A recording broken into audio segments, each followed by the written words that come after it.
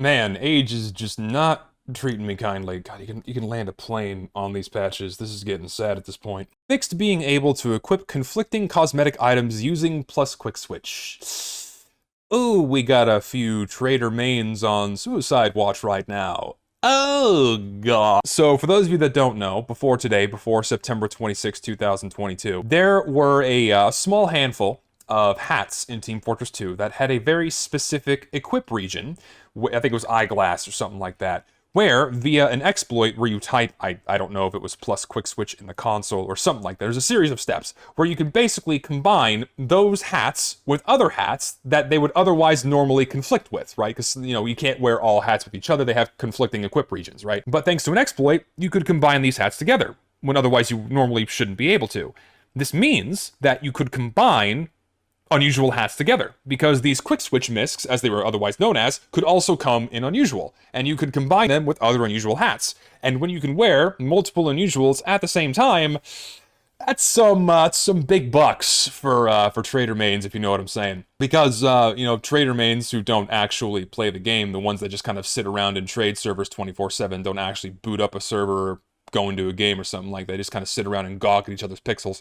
They're willing to pay ridiculous amounts of money for hats that can be combined with other unusuals. As a result, because this quick switch exploit was found out, a small handful of traders, my guess is probably no more than 10 people, maybe 15, owned a majority of these unusual hats, bought all of them up, and started pumping the shit out of the price of them. Like a nuts and bolts Whirly Warrior, maybe 15 keys back in the day. But as soon as they found out that it can be combined with other hats, like 150 keys for a mediocre hat with an equally mediocre effect, but only because you could combine it with another unusual, therefore it's worth loads of money.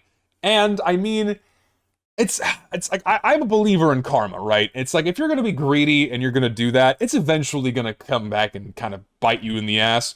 And this is like a nice little lesson to be learned here for those of you that actively invest in virtual items a la TF2 CSGO or any others that have a booming economy within their own game spheres, right? You just don't know when the developer is gonna flip the switch and turn something off.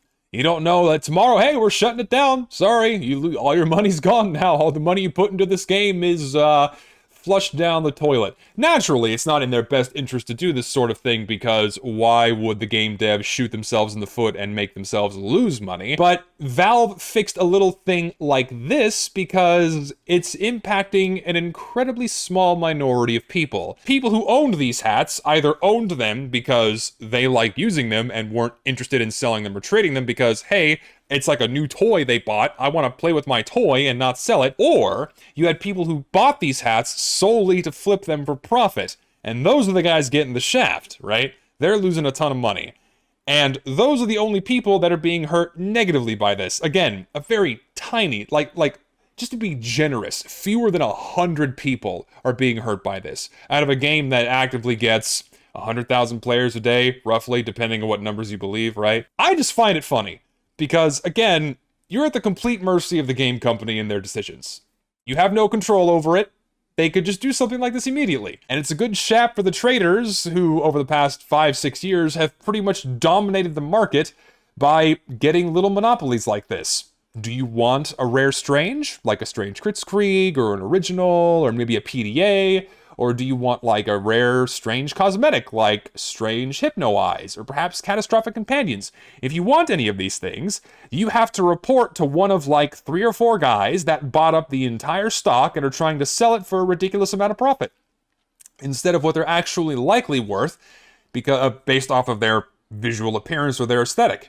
They're not that amazing of a cosmetic, but simply because they're rare, people are able to get their own little corner on the market, establish a monopoly, and then sell it for whatever the fuck they want. And that is pure greed. And that is shitty. So it's nice to see a handful of traders who do this get a little bit of their just desserts. You know what I'm saying? It's kind of funny to me, and I kind of take a little bit of delight in this because, personally, I don't treat CSGO or TF2 items like a stock. I treat them like toys. I buy them, I want to play with them. I collect them, and that's more or less it. Do I eventually want to sell them at some point?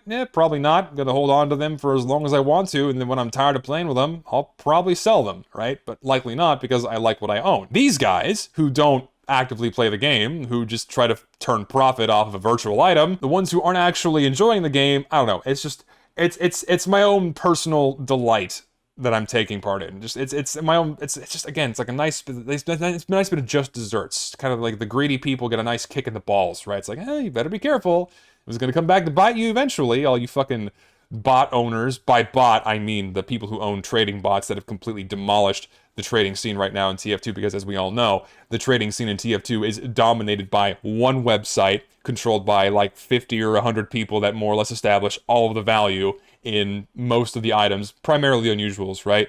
And you can't go against Bible.tf. They have the monopoly and the stranglehold on the fucking item schema, or whatever it is that they use to find out who owns what.